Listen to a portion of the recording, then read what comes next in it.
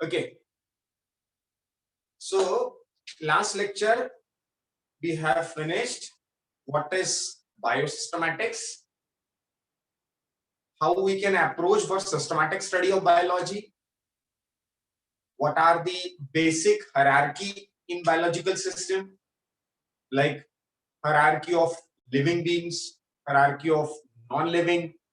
दो non-living का hierarchy नहीं होता, but still electron, proton, neutron से atom, atom से molecule, element, compound, complex, ये सब एक hierarchy के फॉर्म में मैंने बताया. और वो नॉन लिविंग के हायरार्की नहीं कहना चाहिए उसे. It is very much important. जब मैं बायोलॉजिकल सिस्टम आपको पढ़ाता हूं, लिविंग और नॉन लिविंग के बीच का डिफरेंस बताता हूं. लिविंग और नॉन लिविंग के बीच का difference, anyone, one characteristic feature that differentiate without any metabolism. Perfect. Metabolism. मतलब without any exception, metabolism is present in every living being and will never ever be present in non-living beings. है ना?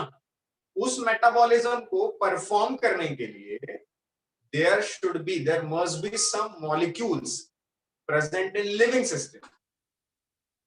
To make a system living, there must be a metabolism, and to proceed metabolism, there should be some molecules which carry that metabolic process.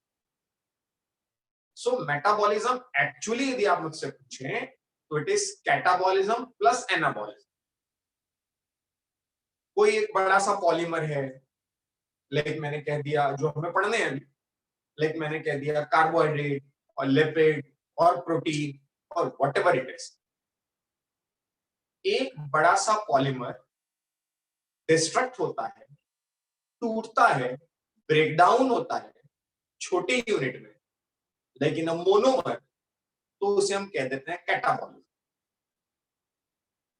But from that monomeric unit, from that breakdown material, if energy is forming and something new is forming, this is what anabolism. Together it is called as metabolism. So to proceed that metabolic reactions in a living system, there must be some molecules which are carrying this metabolism. So we have started with this biomolecule. क्योंकि बच्चों यदि hierarchy आपको ध्यान हो, तो I started with cell to organism. When this organism if placed at the bottom, then we prepared a hierarchy of taxonomy. Organism मतलब species, genera, family, order, class, like this, kingdom. If we place this organism again at the bottom, so we can draw an hierarchy for ecosystem, species, population, biome, ecosphere, biosphere, like this. But in सबके base में वो living ही तो था, और उस living के system को समझने के लिए एक फिजियोकेमिकल अप्रोच हमने रखी. दैट फिजियोकेमिकल अप्रोच और the branch that deals with this physiochemical approach is known as, anyone? Reductionist biology. Perfect. Reductionist biology. तो उस रिडक्शनिस्ट बायोलॉजी में हमने बायोमोलिक्यूल पढ़ना स्टार्ट किया. Then I categorize that biomolecules. Review ले लो 5 मिनट में कल की क्लास में, so that connectivity will be there. Na? That biomolecules were categorized into two categories: biomacromolecules and biomicromolecules. Macromolecules, all those molecules which are considered as, or which are having molecular weight more than 800 Dalton, or as per NCERT, it is more than 1000 Daltons. So more technically, it is जितने भी macromolecules हैं, they all are more than 1000 से तो ऊपर हैं ही. That means 1000 से less तो हम उसे माइक्रो कंसीडर कर लेते हैं, 1000 से ज्यादा है तो उसे मैक्रो कंसीडर कर लेते हैं. अब ये एक अलग बात है कि सारे मैक्रो 10,000 के प्लस है, fine, nothing to worry. One more difference was there, एक एक्सपेरिमेंट हम लोगों ने लगाया था, एक सेटअप हमने लगाया था। We had taken trichloroacetic acid, right doctors and engineers, right? Yes, sir. Yes, sir. उस ट्राइक्लोरोएसिटिक एसिड में व्हाट वी डिड, हमने मटेरियल को डिसॉल्व किया, करने की कोशिश की, और फिर एक चीज क्लॉथ यानी मसलिन क्लॉथ से फिल्टर किया। So all that material which was in the retentate was considered as Acid insoluble. Acid insoluble. acid insoluble Biomol. fraction. Acid insoluble fraction, and was considered as macromolecule. All that was present in filtrate, that was considered as acid soluble pool or acid soluble fraction, and were considered as bio micromolecules. क्योंकि ये consider किया गया, ये माना गया, ये समझा गया। जो नए स्टूडेंट बैठे हैं आज 2-3, कौशिकी, आर यू देयर? हाँ सर। ओके, कौशिकी मैडम, कुछ नहीं करना है, ट्राइक्लोरोएसिटिक एसिड में डिसॉल्व करना है, ट्राइक्लोरोएसिटिक एसिड में डिसॉल्व करना है, कोशिश करना है, उसको मिलाने के बाद उसे फिल्टर करना है, जो फिल्ट्रेट में आ जाए दैट इज माइक्रोमोलिक्यूल, जो सुपरनेटेंट तो नहीं, रेटेनेंट में रह जाए that is macromolecule. But lipid was exception for this, क्योंकि मैंने आपसे कहा था लिपिड का मॉलिक्यूलर वेट 800 डाल्टन से कम होने के बावजूद it is not strictly considered as micro. Perfect. अब मॉलिक्यूलर वेट कम है तो मैक्रो कंसिडर नहीं कर पा रहे हैं स्ट्रिक्टली, और नीचे वाले सॉल्युबल फ्रैक्शन में नहीं आ रहा है तो बट एनीवन, वो एसिड सॉल्युबल फ्रैक्शन में क्यों नहीं मिला? Anyone? Due to his non-polar nature. Non-polar nature. Very nice. Due to its non-polar chemical nature, it was absent in soluble fraction. तो उससे आप माइक्रो में कंसीडर नहीं करते, मतलब स्ट्रिक्टली आप उससे मैक्रो तो नहीं कह सकते। 800 डाल्टन से छोटा है तो एक बार माइक्रो कंसीडर कर लो चाहो, बट मैक्रो तो स्ट्रिक्टली कंसीडर नहीं कर सकते, है ना? चलिए, इतनी बातें हमने देखी। फिर दो type, one was quantitative and another was qualitative. Qualitative. Perfect. Anyone who can differentiate quantitative and qualitative analysis? Sir, quantitative means determination of amount. And Quantitative qualitative means, yes, quantitative means determination of amount. if you are knowing the X substance is present in a compound and you are trying to find out the amount, that is quantitative. But if you are trying to find out the presence or absence, then it is what? Qualitative. Qualitative. So yes, तो वो quantitative और qualitative analysis में दात्रक साहब हम लोगों ने एक destructive test लगाया था। Siddhesh, agree? Yes.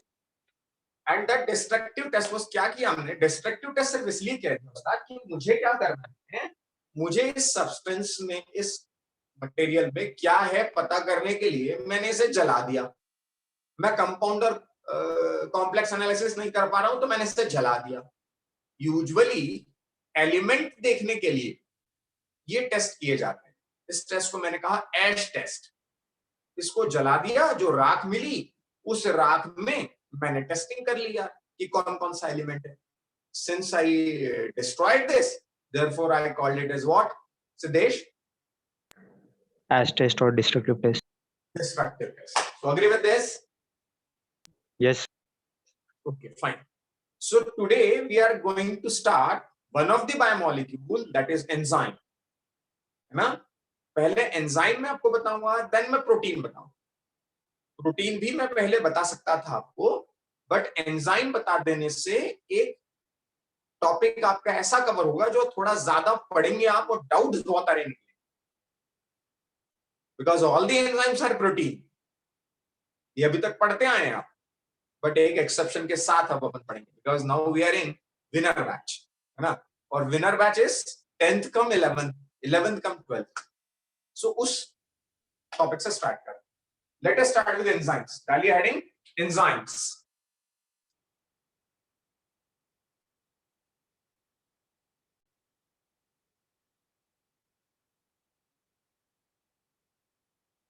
Visibility is clear? Yes. Yes, sir. Okay. Yes, sir.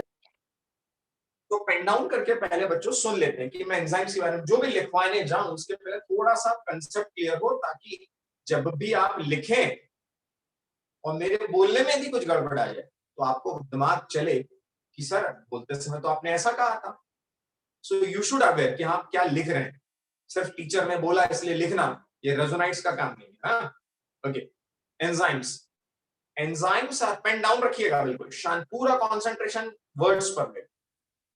Enzymes are those biomolecules, पहली बात तो क्लियर, क्योंकि बायोमोलिक्यूल्स, और those बायोकैटालिस्ट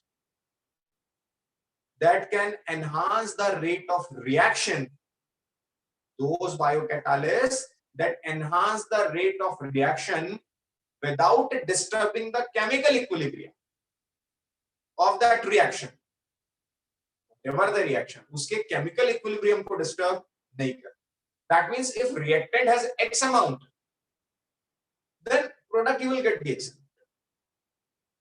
without disturbing the chemical equilibrium and by lowering down the activation energy barrier. अब दो तीन बातें बोल दी मैंने। बायोमोलिक्यूल है, दैट एग्री। बायोकैटालिस्ट, कैटालिस्ट है मतलब ये रिएक्शन में कहीं पार्टिसिपेट तो कर रहा है without disturbing the chemical equilibrium, किसी भी केमिकल इक्विलिब्रियम को डिस्टर्ब नहीं कर रहा है।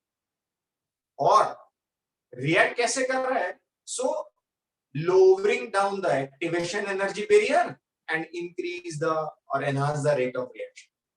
How come is this? एक simple reaction से समझ। मैंने आपसे कह दिया एंजाइम प्लस सबस्ट्रेट, एक आइडियल इक्वेशन लिख रहे हैं आप, enzyme substrate complex and product plus enzyme, simple reaction लिखा है। क्या लिखा मैंने? एंजाइम और सबस्ट्रेट रिएक्ट किया, एंजाइम सबस्ट्रेट कॉम्प्लेक्स बनाया और प्रोडक्ट और एंजाइम, और एंजाइम जैसा एंटर किया था, enzyme without disturbing the chemical equilibrium, it comes out of the reaction. ये रिएक्शन से बाहर है। जस्ट थोड़ा जूम कर देता हूं मैं।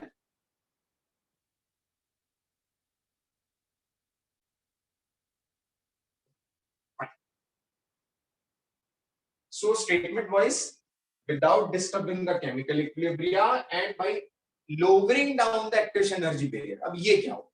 उसके लिए पहले अपने को एंजाइम का स्ट्रक्चर समझना है। तो पहली बात तो ये हो गई कि ये बायोकैटालिस्ट है। अब यार बायोकैटालिस्ट तो हार्मोन्स भी होते हैं, बायोकैटालिस्ट तो हार्मोन्स भी, और बायोकैटालिस्ट तो मैंने पढ़ा है, आप हायर क्लासेस में पढ़ोगे, some vitamins are also act as catalyst। then enzyme और उनमें क्या डिफरेंस है? Anyone who can tell me one difference between enzymes and hormones? Anyone? Hormones disturb the chemical equilibrium. कुछ बेसिक, एक नहीं बच्चों, अपने 8-10 लिखने, because we are in winner batch.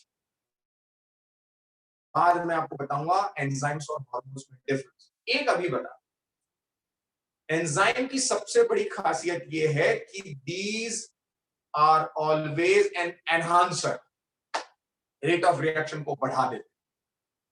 दूसरा सबसे इंपॉर्टेंट बात ध्यान रखिएगा, विनर बैच स्टूडेंट, एंजाइम जहां रिलीज होते हैं वहीं काम करते हैं, हार्मोन्स जहां रिलीज होते हैं वहां कभी काम नहीं करते, क्योंकि जैसे ही बायोकैटालिस्ट what is the difference from hormone which are also catalyst, तो कुछ हम डिफरेंसेस लिखेंगे या वो राइट अप में शेयर करूंगा, है ना। शेयरिंग के बाद फिर हम लोग उसे समझेंगे तो ज्यादा better. Perfect. So let us start with enzyme. मैंने आपको एक रिएक्शन की एक डेफिनेशन मैंने क्लियर कर दी. उस डेफिनेशन को लिख लेते हैं पहले. Please note down the definition. मैं बोर्ड पर भी लिखता हूं एंजाइम की definition.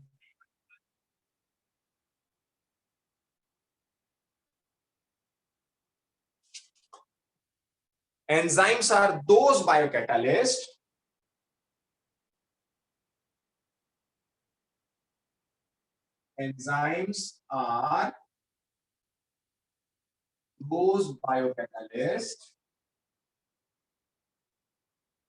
that enhance the rate of reaction.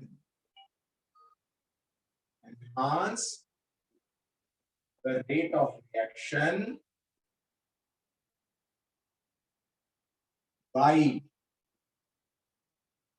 lowering down the activation energy barrier and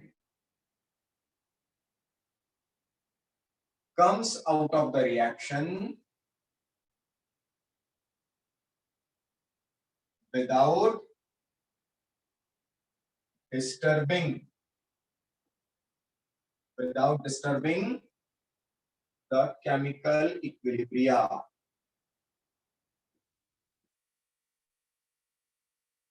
Please note.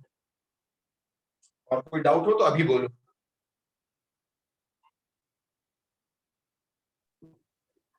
Sir,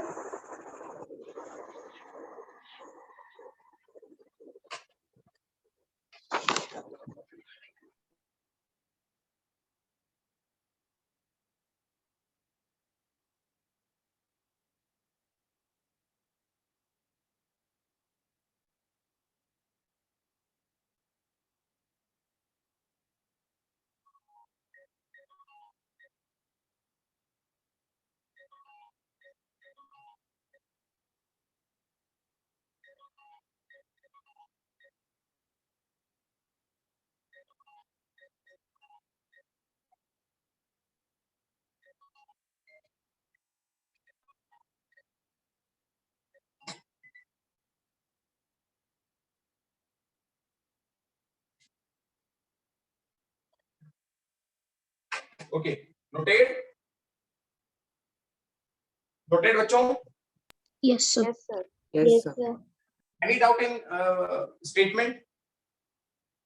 Any doubt in statement? Okay. No hands are raised. So I expect there is no doubt. आगे बढ़ो. Enzyme, pen down. Enzyme की जहां तक बात है बच्चों, enzyme को मैं एक ऐसे मॉलिक्यूल की तरह कंसीडर करता हूं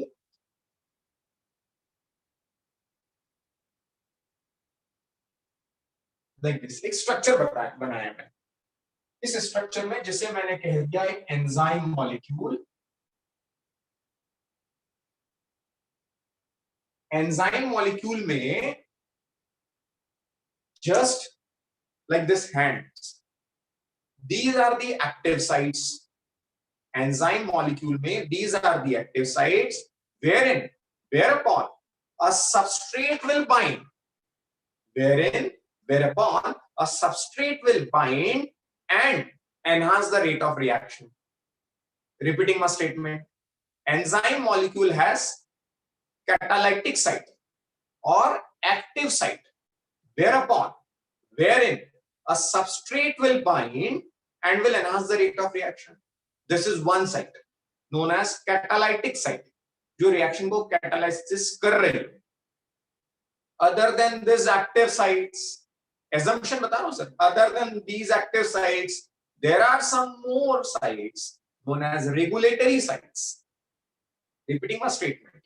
Other than those catalytic sites, enzyme molecule have few more sites known as regulatory sites. Whereupon a substrate, inhibitor, not substrate, a inhibitor or enhancer will bind and control the rate of reaction on active sites. Repeat करता हूं. मैंने आपसे कहा there are some sites known as active sites. इसी का दूसरा नाम मैंने क्या कहा? These are what? Catalytic sites. So enzyme molecules have active sites or catalytic sites, whereupon a substrate will bind and will enhance the rate of reaction or will proceed the reaction. But other than those active sites, there are some more sites known as regulatory sites, wherein the inhibitor or enhancer will bind and control the rate of reaction on these sites. इसलिए तो उसको क्या कहा? Regulatory sites. Perfect. ध्यान से सुनिएगा. Catalytic sites, regulatory sites, one more site which is may or may not be originally present on enzyme molecule, which is may or may not be present originally on enzyme molecule, but may generate after forming a complex with substrate, and wherein the fractions of enzymes which are releasing after the reaction will bind and inhibit the rate of reaction. Statement thoda lamba hua, repeat karna.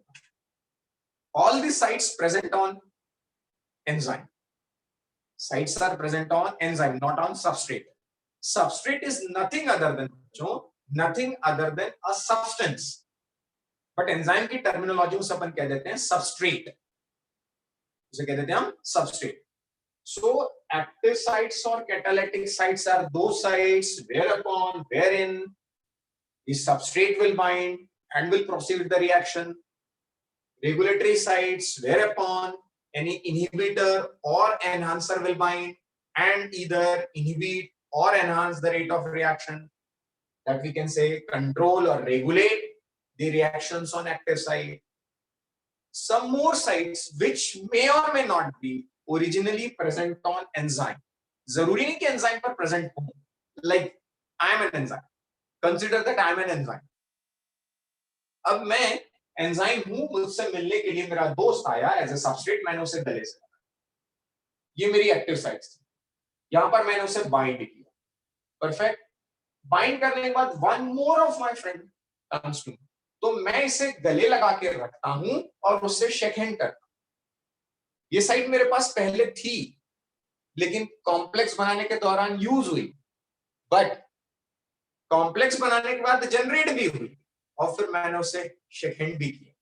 So may or may not be present originally, but after forming a complex by change in orientation of enzyme, there are some site exposed where the fractions of enzymes which are coming out of the reaction as a or with a product, they may bind and inhibit the rate of reaction की बस अब reaction हो जाए.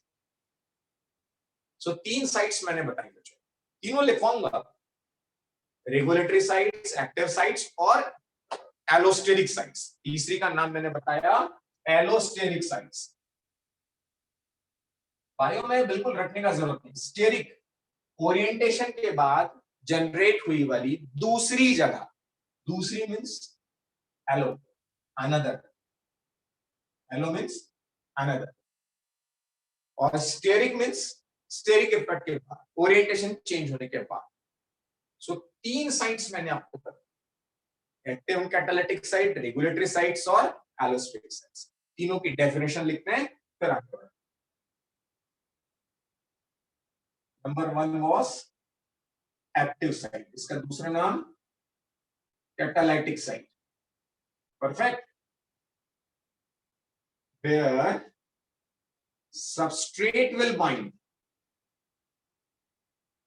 and increase, ऐसा arrow लगाया मतलब increase the rate of reaction means velocity, the rate of reaction, velocity. Second one is regulatory sites. where inhibitor or enhancer will bind and either increase or decrease the velocity. और तीसरी allosteric site, लिखते समय ध्यान भी दीजिएगा, इसलिए मैं पहले बोलता हूं फिर लिखता हूं। Allosteric site where enzyme itself bind to inhibit the reaction.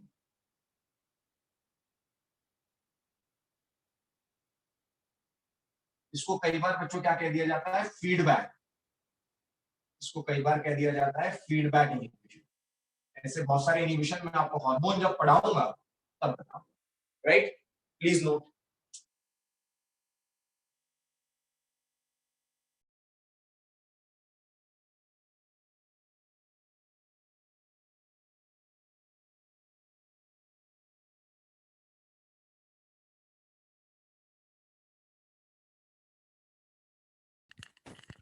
Sir आपने वो ब्रैकेट में क्या लिखा है एक्टिव साइट वाले डेफिनेशन में?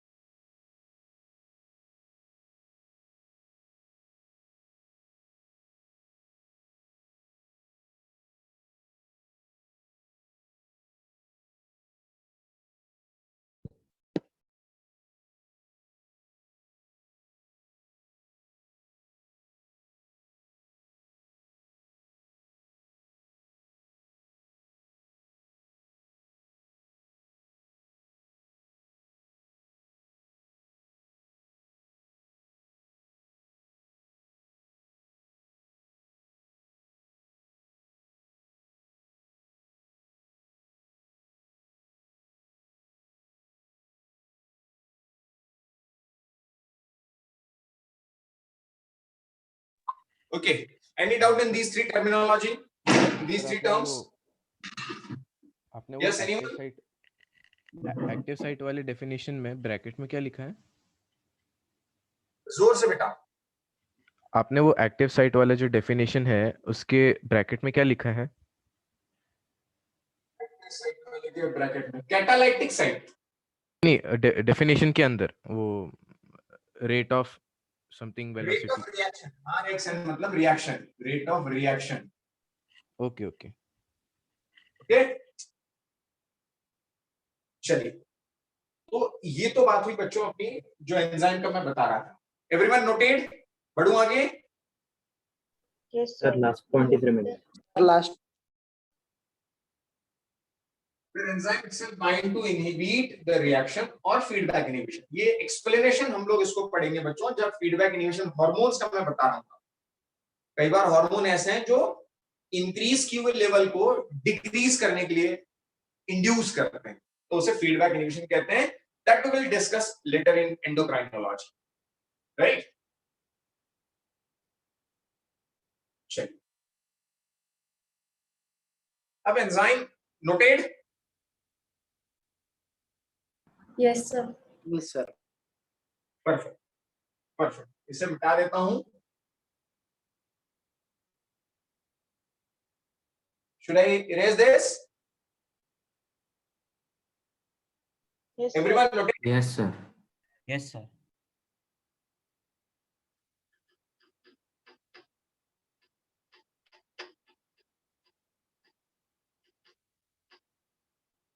See, अब एंजाइम्स में कैसा है बच्चों?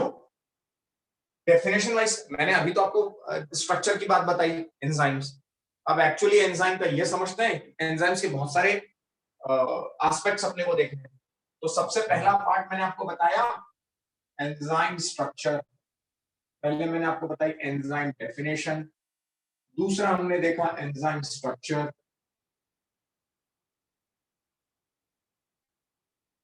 तीसरा हम देखते हैं एंजाइम कैरेक्टर्स।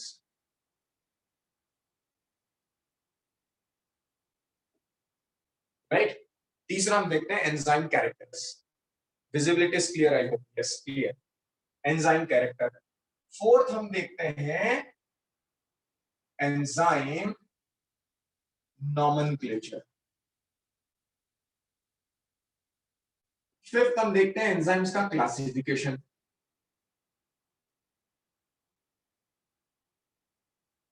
सिक्स्थ हम देखते हैं एंजाइम मैकेनिज्म।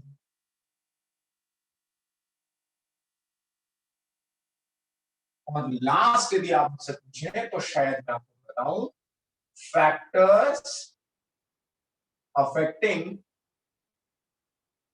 एंजाइम एक्टिविटी, जो कॉम्पिटिटिव एग्जाम के पॉइंट ऑफ व्यू से बड़ा इंपॉर्टेंट पार्ट है, वो पॉइंट नंबर 7। बहुत मजे से इसको देखना होगा ना, नो प्रॉब्लम। आई होप पहले में आपको कोई डाउट नहीं है। सेकंड मैंने आपको ब्रीफ कर दिया है। As far as enzyme characters are concern, character लिखते हैं यार एंजाइम्स के। एंजाइम्स क्या करते हैं, रिक्वायर्ड इन स्मॉल अमाउंट। पहली चीज, बहुत ज्यादा की जरूरत नहीं पड़ती, नोट करते चलेंगे और समझते भी चलेंगे। Required in small amounts, perfect.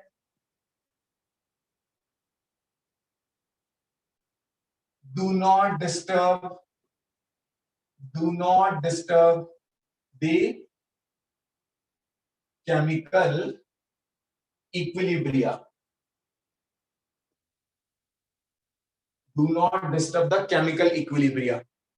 Perfect. Enhance the rate of reaction. Enhance the rate. जहां भी लगे जस्ट अनम्यूट करके कि सर ये थोड़ा सा ऐसा लग रहा है कि गलत जा रहा है ना, या मुझे समझ में नहीं आ रहा है, right. Chaitanya, Arnav, Aniruddh, Aanchal, Ishaan, everyone, okay.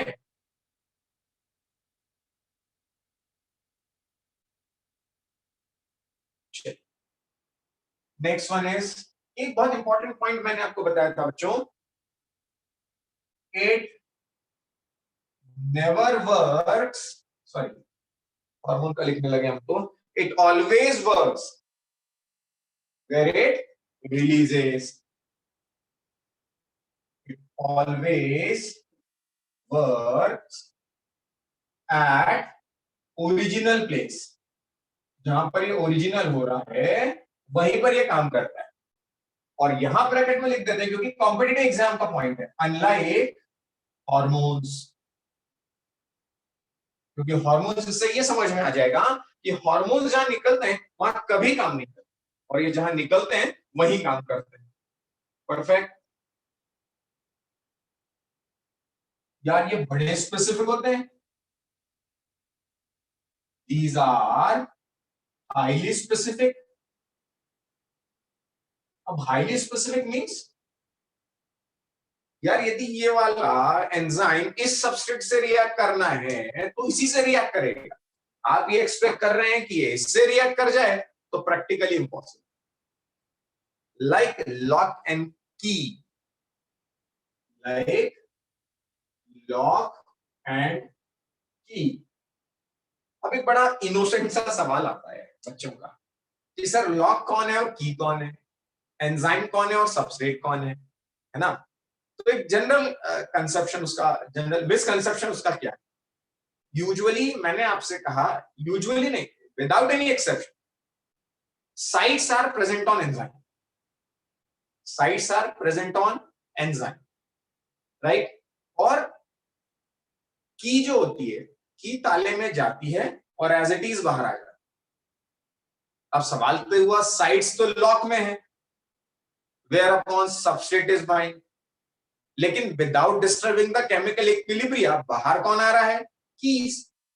तो कीज कौन हुई हमारे लिए, एंजाइम, और लॉक क्या हुआ हमारे लिए, सबस्ट्रेट।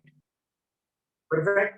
मतलब भाई without disturbing the chemical reaction जो बाहर आ जाए वो कौन, एंजाइम। परफेक्ट। और सबस्ट्रेट जिसको खोल दिया, जो बंद पड़ा था उसको खोल दिया, तो they are highly specific, like lock and key, like competitive exam के लिए जानना जरूरी है, antigen antibody, like lock and key, like antigen and antibody, है ना। जैसे एंटीजन के अगेंस्ट स्पेसिफिक एंटीबॉडी बनती, किसी के भी अगेंस्ट नहीं बन जाती, उसको अपन क्या कहते हैं, स्पेसिफिसिटी। बट यहां स्पेसिफिसिटी थोड़ा समझना पड़ेगा, बिकॉज अब आप हायर क्लासेस में जा रहे हैं।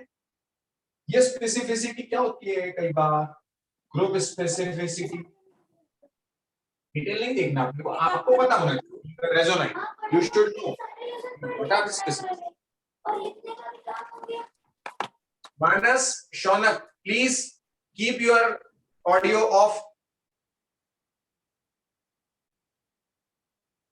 ग्रुप स्पेसिफिसिटी, ऑप्टिकल स्पेसिफिसिटी, ना, लाइक दिस, मतलब एक एक्स एंजाइम हैलाइड ग्रुप पे काम कर रहा है तो सभी हैलाइड पर काम कर सकते हैं। अब एक स्पेसिफिसिटी तो क्या थी कि क्लोरीन पे कर रहा है तो फ्लोरीन से ना करे, भाई क्लोराइड फ्लोराइड सब हैलाइड है ना, केमिस्ट्री में पढ़ोगे आप। तो ये क्लोरीन पे कर रहा है तो फिर फ्लोरीन पे ना करे यार, क्योंकि दो अलग अलग लॉक हैं, एक की तो काम नहीं करेगी। लेकिन यदि कोई की ऐसी है जिसे आप ग्रुप स्पेसिफिक की कह रहे हैं, तो वो तमाम हैलाइड्स पे काम करे। एक है ऑप्टिकल, कुछ मॉलिक्यूल्स केमिस्ट्री में पढ़ोगे अभी, कुछ मॉलिक्यूल्स ऐसे हैं जो एक मोनोक्रोमेटिक लाइट को राइट डायरेक्शन में या लेफ्ट डायरेक्शन में घुमा सकते हैं, है ना। तो एक एंजाइम ऐसा है जो सारे लेफ्ट रोटेशन वाले पर काम कर रहा है, और एक ऐसा जो सारे राइट वाले पर काम कर रहा है। यूजुअली करना क्या चाहिए, एक ही पे करना चाहिए, बट ये पूरे ग्रुप पर करना, और कौन सा ग्रुप है, ऑप्टिकल। तो ऐसे कुछ स्पेसिफिसिटी होती है, अदरवाइज ये बड़े पर्टिकुलर होते हैं, है ना। लाइक एग्जाम्पल यदि मैं आपसे कहूं तो आपको क्या लगता है, यूरिएज किस पर काम करता होगा, यूरिएज एक एंजाइम में किस पर काम करता होगा, what do you think. Urea, urea पर काम करता होगा। लाइक माल्टेज किस पर काम करता होगा, माल्टोज, मतलब आपको मैं धीरे धीरे ये भी बताता चल रहा हूं कि उसका नॉमेनक्लेचर कैसे होने वाला है ना। बराबर, मुद्दे पर आते हैं। पहले तो मैंने कुछ नहीं किया, सबस्ट्रेट के नाम के आगे एज लगा दिया है, देखो प्रोटीन होता तो प्रोटीएज, है ना, हेलिकल को खोलने वाला तो हेलिकेज, लिपिड को डाइजेस्ट करने वाला तो लाइपेज, मैं एज लगा दे रहा हूं उसके नाम के आगे, है ना। बराबर, ये पॉइंट्स अपने नोट किए, कैरेक्टर्स। और मुझे अभी तो कोई याद नहीं आ रहा है, कुछ आएगा तो देखेंगे। हाईली स्पेसिफिक हो गया, लॉक एंड की हो गया, ओरिजिनल प्लेस पर हो गया,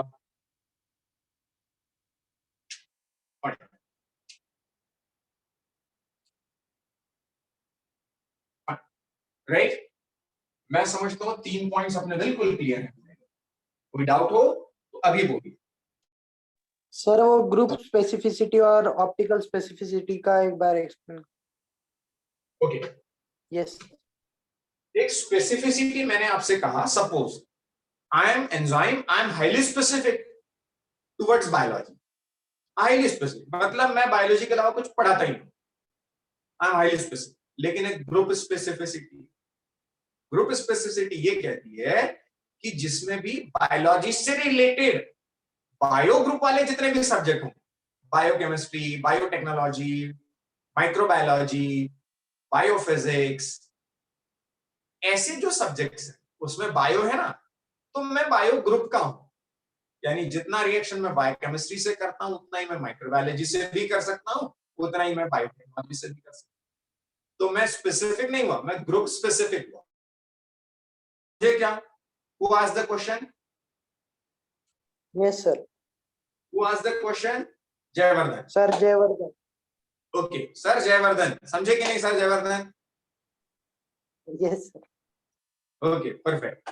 फिर मैंने कहा ऑप्टिकल स्पेसिफिसिटी, यार एक ऐसा एंजाइम है जो पर्टिकुलर एक्स से रिएक्ट करता है, लेकिन वो तमाम उन सबस्ट्रेट से रिएक्ट कर रहा है जो किसी लाइट को राइट डायरेक्शन में मूव करते हैं या लेफ्ट में मूव करते हैं। वो ऑप्टिकल आइसोमेरिज्म जब आप पढ़ोगे ना तब आपके ज्यादा बेटर और समझ में आएगा। Jaivardhan, agree? Yes sir. Okay, perfect. आप समझते हैं यार एंजाइम नॉमेनक्लेचर, तो क्या ही बताऊं उसमें, तो एंजाइम नॉमेनक्लेचर, एंजाइम नॉमेनक्लेचर कहता है, सिंपल है, naming of an enzyme can be done by using, क्या बोला था मैंने अभी,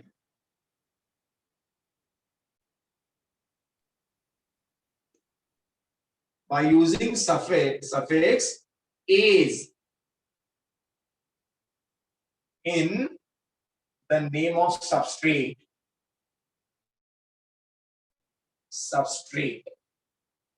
Perfect. Like example भी ले लें इसके, अभी मैंने दो तो लिखे ही थे, लिपिड का ले लेते हैं। लिपिड के लिए क्या बताया था एंजाइम? Lipase. Lipase. और कोई ले लेते हैं यार किसी इसके लिए, पेप्टाइड्स के लिए क्या ले लेते हैं? Peptidase. पेप्टिडेज ना। सुक्रोज के लिए क्या ले लेते हैं? Sucrase. सुक्रेज। कार्बोहाइड्रेट्स के लिए क्या ले लेते हैं? कार्बोक्सीडेज। जो ऑक्सीजन के लिए क्या ले लेते हैं? ऑक्सीजनेज। या एटीपी के लिए क्या ले लेते हैं? एटीपीएस। बहुत सारे ऐसे हैं, यानी ऐसे बहुत सारे एंजाइम के नाम हमें मिलेंगे जिसमें हमें सिर्फ क्या करना है, सफिक्स लगाना है बच्चों, क्या? इज।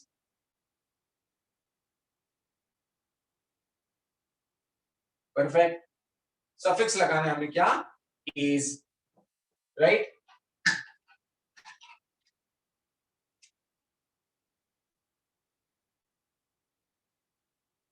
ओके, लेकिन यार थोड़ा सा एक आइडिया आपको देना जरूरी है, बीइंग अ केवीपीवाई और whatever the other exams, NEET में तो उस लेवल का नहीं जाता, बट आपको पता होना चाहिए एक एंजाइम कमीशन ईसी नंबर होता है। ईसी नंबर इज असाइंड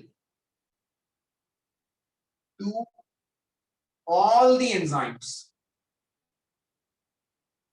अभी ईसी नंबर क्या होता है? सपोज ईसी नंबर एक नंबर होता है 1.1.3.7.1 लाइक दिस।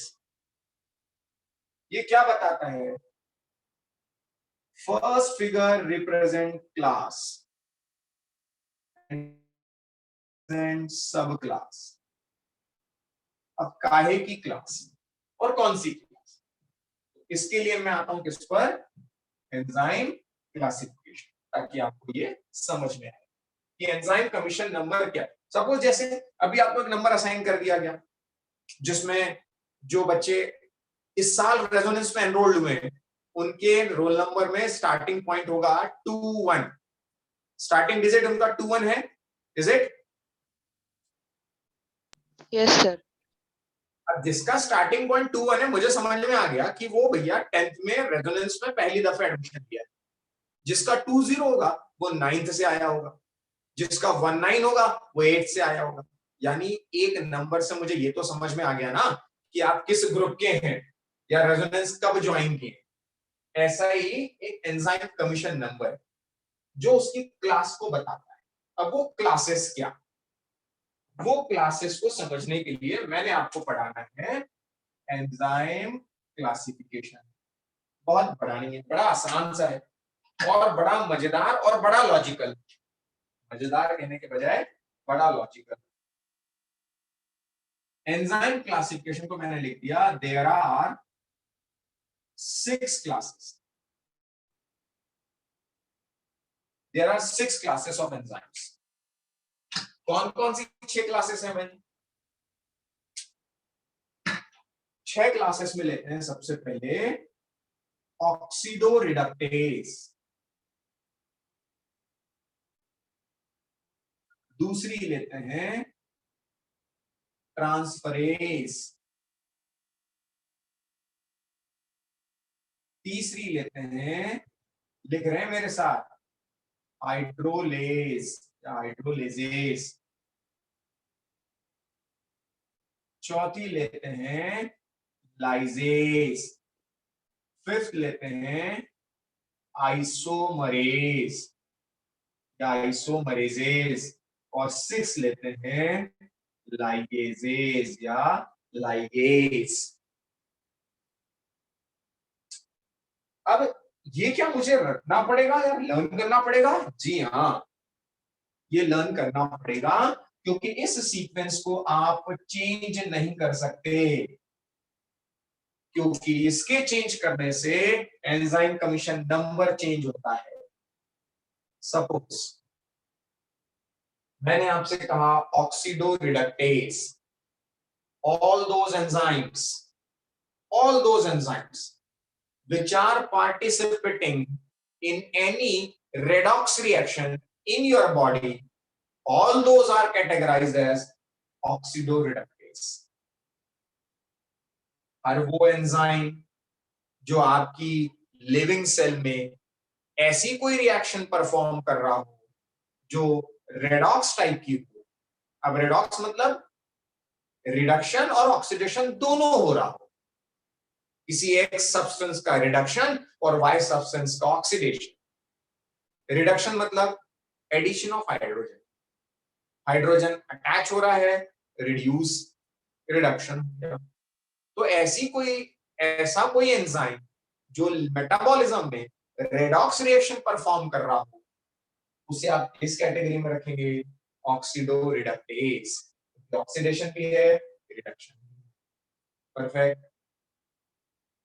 दूसरा है ट्रांसफरेज। यदि मैंने आपसे कहा all those reactions in which one specific group is transferring from one compound to another compound, like reaction लिख के देख लेते हैं यार, क्योंकि रिएक्शन को लिख के देखने से आपको शायद हो सकता है कि वो कंसेप्ट क्लियर हो जाए कि सर बताना क्या चाह रहे हैं। परफेक्ट। लाइक मैंने कह दिया, इसको मिटा दो, इस एग्जाम्पल अपने को जरूरत नहीं भी, अपन लिख दी ऊपर।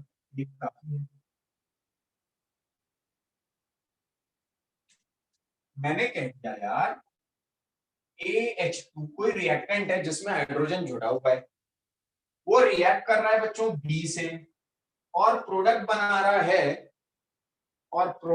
रहा है A plus BH2। What do you think? बताएगा कोई रिएक्टेंट A और B में किसका रिडक्शन हुआ और किसका ऑक्सीडेशन? B का रिडक्शन हुआ, A का ऑक्सीडेशन। अरे B का रिडक्शन हुआ, B रिड्यूस हो गया ना। Got it? Yes sir. Okay. मैंने एक ऐसी रिएक्शन ले लिया जिसमें ग्रुप ट्रांसफर हो रहा हो। एक सपोज बड़ा जनरल जो सबको पता होता है, ये एक हैलाइड ग्रुप है जो ट्रांसफर हो गया A से B पर, A से B पर ट्रांसफर हो गया। तो इसमें जितने भी एंजाइम्स लगे होंगे वो कौन सी कैटेगरी के हो गए? Transferase, hydrolases. यदि तुम मुझसे पूछो तो ऐसे तमाम एंजाइम्स जो एस्टर, ईथर, पेप्टाइड, हैलाइड, इन सबको हाइड्रोलाइज करते हो। लाइक मैं आपसे कहूं A प्लस B और इसको मैं यार हाइड्रोलाइज कर दूं। हाइड्रोलाइज कर दूं मतलब मैं क्या कर दूं इसको? AH plus BOH. Perfect. So all those enzymes which are catalyzing such type of reactions are what? Hydrolases. Then lysis. हाँ बोलिए। OH क्यों लिखा है? बोलिए। आपने वो हाइड्रोलाइसिस के रिएक्शन में HOH क्यों लिखा है? H2O लिख देता हूँ, अलग करने के लिए लिख दिया मैंने, H2O लिख देता हूँ, कोई दिक्कत? ओके मुझे बस वही पूछना था. Got it? Okay. Lysis, what we can do? We can lyse the activity, lytic activities. Lysis मतलब होता है तोड़ना. तो ऐसे तमाम एंजाइम्स जो कहीं से किसी ग्रुप को रिमूव करते हैं, बट हाइड्रोलाइज नहीं करते. लाइस तो ये भी कर रहा है, हाइड्रोलाइसिस तो ये भी कर रहा है, अदर देन वाटर और अदर देन हाइड्रोलाइसिस, क्योंकि हाइड्रोलाइसिस तो ये भी कर रहा है. तो बाकी किसी को भी करने वाला अपन ने किसमें कह दिया? Lysis. Like symbolic equation, what I can take? A double bond B. B is A plus B. It lyses the activity, lytic the activities. इस डबल बॉन्ड को तोड़ दिया ना. अदर देन हाइड्रोलाइसिस, क्योंकि हाइड्रोलाइसिस के लिए अलग कैटेगरी है. परफेक्ट. And one more. हाँ. Om, are you there? Om. Yes, sir. Om Mishra, are you there? Yes. Okay, fine. अब हमें क्या? आइसोमराइजेशन. आइसोमराइजेशन नथिंग है, very simple. A is converting to A dash और A dash is converting to A. Isomerization है ना.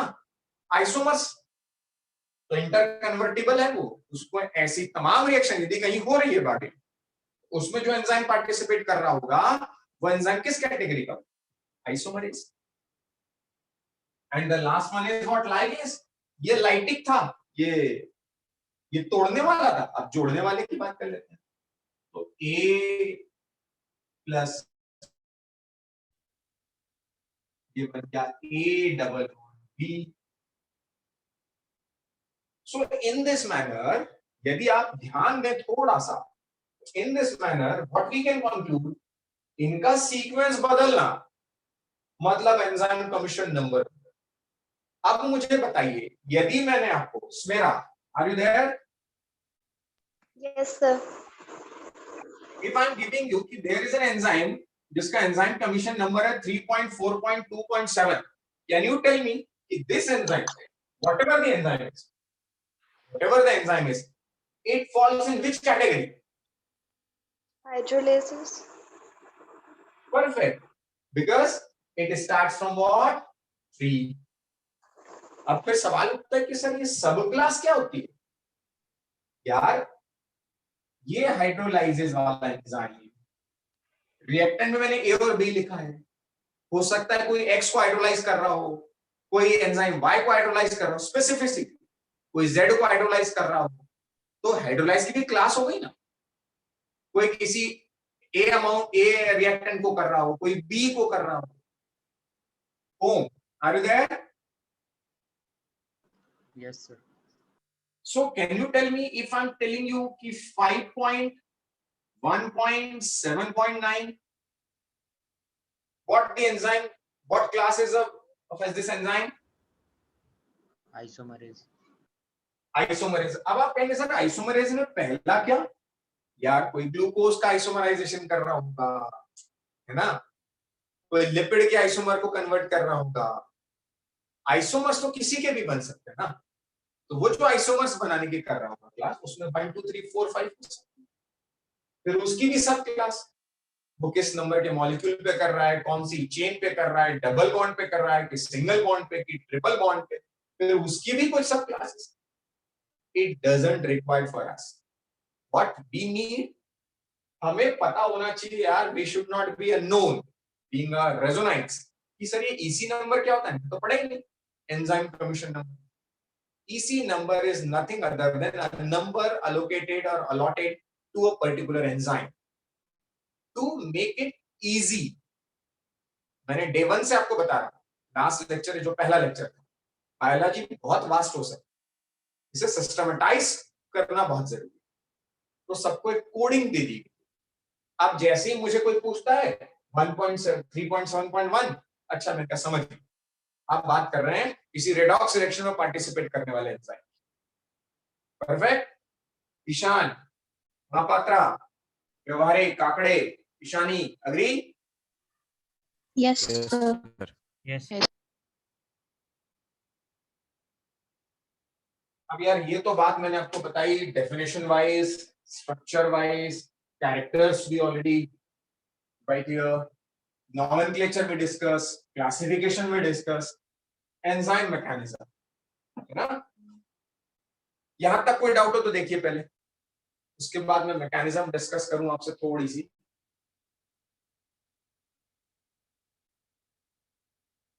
देखिए जरा,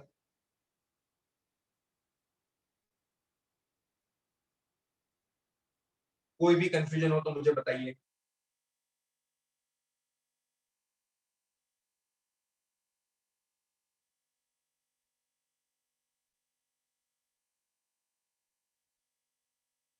$29 participants are there. Kaushiki बेटा क्लियर है सारी चीजें? Yes sir. कौशिकी के साथ है Manas, Mandar,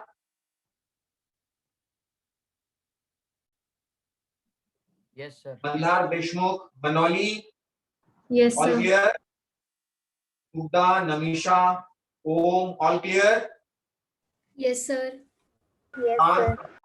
Prathamesh, yes sir. Yes sir. Yes, sir. Raunak, Shreya, Siddhesh, Siddhi बोर से, all clear? Sir. Yes, sir. मेरा, Soham, Urvi, Vedant, Yash, Yes, sir. Clear. Perfect perfect. कुछ असाइनमेंट में भी देने वाला हूं, इसलिए ध्यान रखिएगा। Assignment will be given to you, assignment दिए जाएंगे आप, सो प्लीज नोट इट, है ना, ताकि आप कुछ भूले नहीं। एंजाइम मैकेनिज्म के यार एक ग्राफ बनाकर बात करते हैं, सिंपल सा एक ग्राफ बनाते हैं एंजाइम मैकेनिज्म का और उसको समझने की कोशिश करते हैं।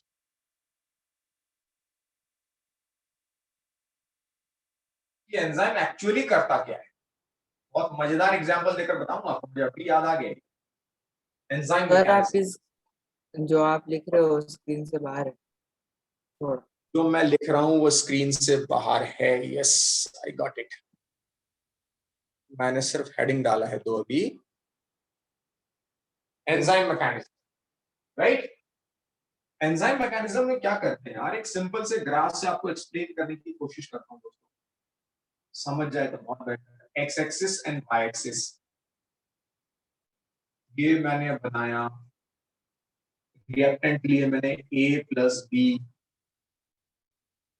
ये मैंने बनाई एक ट्रांजिशन स्टेट, ट्रांजिशन स्टेट, और ये मैंने बनाया प्रोडक्ट। एक सिंपल रिएक्शन बनेगी, ग्राफ दिख रहा है बराबर? यस। मैंने रिएक्टेंट की कुछ यहां पर लिया मैंने बच्चों एनर्जी,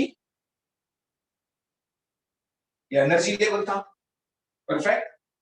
इस एनर्जी लेवल के साथ that means what I am telling you कि मैं उस रिएक्टेंट में कितनी एनर्जी वो मैंने आपको बताया, और इस तरफ अपन लिख लेते हैं प्रोग्रेसिव रिएक्शन या प्रोग्रेसिव रिएक्शन।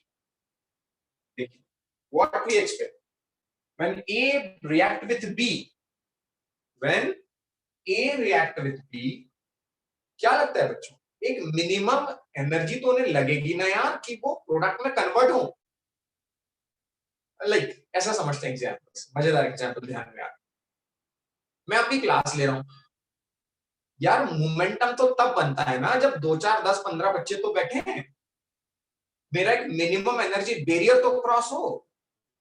अब 2 स्टूडेंट बैठे हैं तो मुझमें वो एनर्जी नहीं आ रही कि मैं उसे प्रोडक्ट में कन्वर्ट करूं, तो at least some energy must be there to react and to convert those reactant into product. That minimum energy barrier, that minimum energy level, so we can say threshold, there should be some threshold energy ना, so that उतनी energy के बाद ही वो react करेगा, perfect. उसको मैंने कह दिया ट्रांजिशन स्टेट, या मैं आपको समझाने के लिए इसे लिख दूं threshold, threshold level. Perfect. Perfect. But when I add enzyme, blue color से लिखा है मैंने, तो दिख रहा होगा. When I add enzyme in the reaction, this reaction, what I observe, this reaction completes bit faster. This reaction completes bit faster.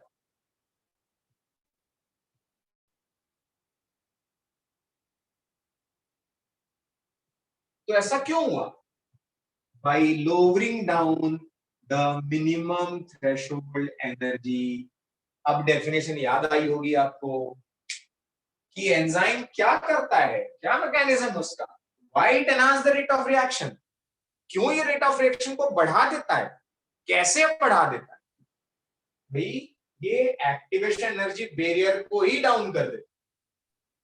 मुझे पहले मिनिमम रिक्वायरमेंट थी 10 बच्चों की. जैसे ये एंजाइम मुझ में डाला गया, मैं 2 बच्चों को भी पढ़ा के, क्योंकि एक्टिवेशन एनर्जी बैरियर कर दिया, ज्वाइन किए, मैंने क्लास शुरू कर दी. मुझे क्लास शुरू करने के लिए I need 30 students in winner batch. ये मेरा मिनिमम एक्टिवेशन एनर्जी बैरियर था. इससे कम में मैं शुरू ही नहीं कर सकता, मैं रिएक्ट ही नहीं कर सकता.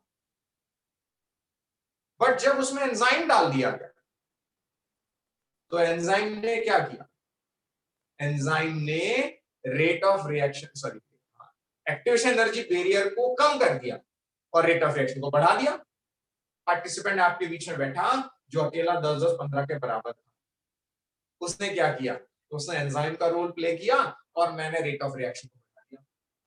तो उसने मेरे एक्टिवेशन एनर्जी बैरियर को डाउन. इसीलिए कहते हैं enzymes enhance the rate of reaction by lowering down the activation energy barrier. Perfect. अब एक एग्जांपल जो मुझे याद आ गया था बताने का मन. मुझे दिख रहे हैं इसमें सिद्धि बोर से. सिद्धि, am I audible? Yes, sir. पूर्वी Aware, am I audible? Yes, sir. पूर्वी, Yes, sir. Shreya, Shreya, am I audible? Yes, sir. Okay. Shreya and Siddhi, keep your cameras on. मैं आपके घर आया और श्रेया और सिद्धि एक ही घर पर बैठे थे. मैं मिलने पहुंचा और मेरे लिए पकोड़े बनाए गए. अब जब पकोड़े बनाए जा रहे थे तो सिद्धि बोले चलो मैं जल्दी बनाती हूँ. श्रेया बोली मैं जल्दी बनाती हूँ. सिद्धि ने भी कढ़ाई रखी, सेम मटेरियल की कढ़ाई श्रेया ने भी रखी. सेम बर्नर, सेम कढ़ाई, same material, everything is same. Everything is same. अब बर्नर का फ्लेम भी सेम, बर्नर का फ्लेम भी सेम, अमाउंट ऑफ ऑयल वो भी सेम जिसमें पकोड़े तले जाने थे, सब कुछ सेम. लेकिन एक ने क्या किया कि कढ़ाई रखी, तेल डाला और फिर बर्नर लगाया. एक ने क्या किया? कढ़ाई रखी, बर्नर लगाया, फिर तेल डाला. समझना फर्क. एक ने कढ़ाई रखी, बर्नर लगाया, तेल डाला. एक ने कढ़ाई रखी, तेल डाला, बर्नर लगाया. किसका तेल जल्दी गर्म होगा, किसके पकोड़े जल्दी निकले? श्रेया एंड सिद्धि. जिसने पहले बर्नर ऑन किया था. जिसने पहले बर्नर ऑन किया था. लेकिन बात तो एक ही पड़ी ना. आपने बर्नर ऑन करके कढ़ाई गर्म होना, फिर तेल गर्म होना, या यूं समझिए सब्जी फ्राई करते हैं, चलिए दोनों ने बर्नर भी साथ में लगा. आप क्योंकि ये सोचेंगे कि शायद बर्नर जल्दी लगा दे तो गर्म जल्दी हो रहा होगा. बर्नर भी साथ में, कढ़ाई भी.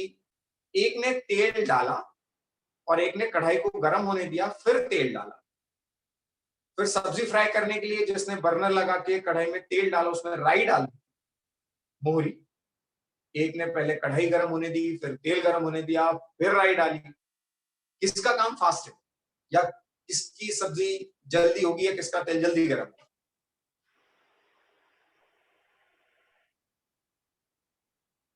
सर पहले वाले Anyone? में क्या? Anyone? Sir, can you repeat once? अरे वो तो उसमें उसी में तेल गर्म हो जाएगा, कोई बात नहीं। ऐसे समझते हैं बच्चों, एक जिसने बर्नर पे कढ़ाई रखी, बर्नर ऑन कर दिया, कढ़ाई रखी, कढ़ाई को गर्म होने दिया, फिर तेल डाला, तेल को गर्म होने दिया, फिर राई डाली, ये ज्यादा फास्ट है या बर्नर लगा दिया, कढ़ाई रख दी, उसमें तेल डाल दिया, ये ज्यादा फास्ट? दूसरा सेकंड। दूसरा दूसरा वाला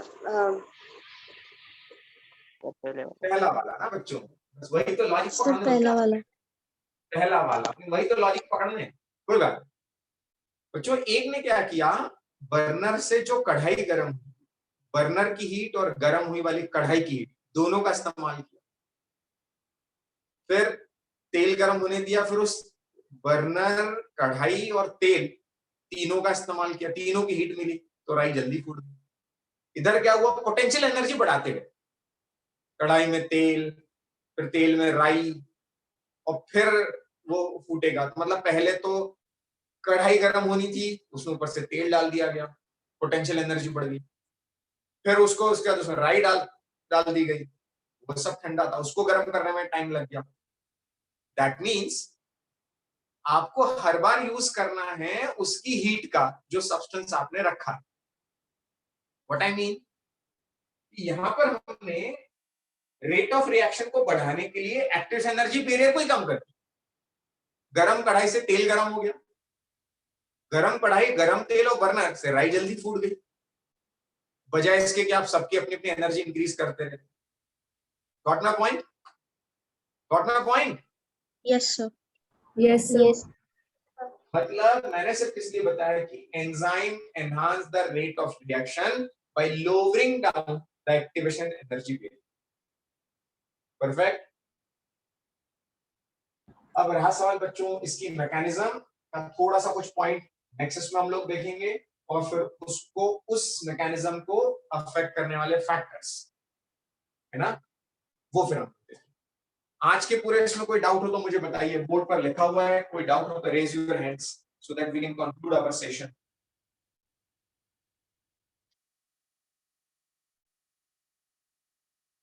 एनीवन?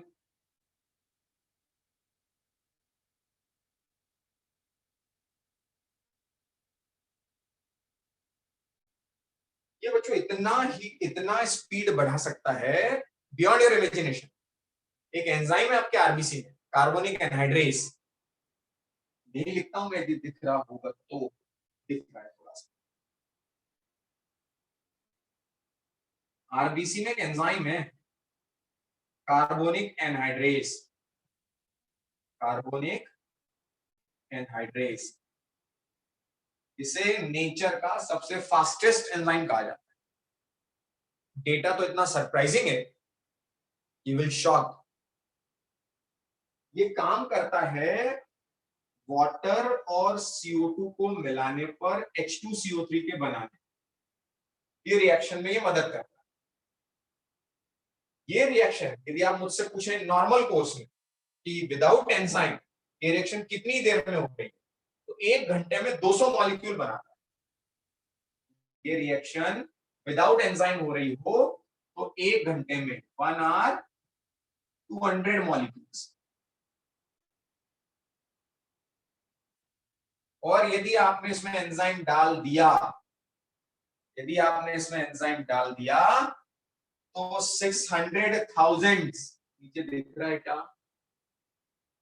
दिख रहा है 600,000, 6 lakhs molecules per second.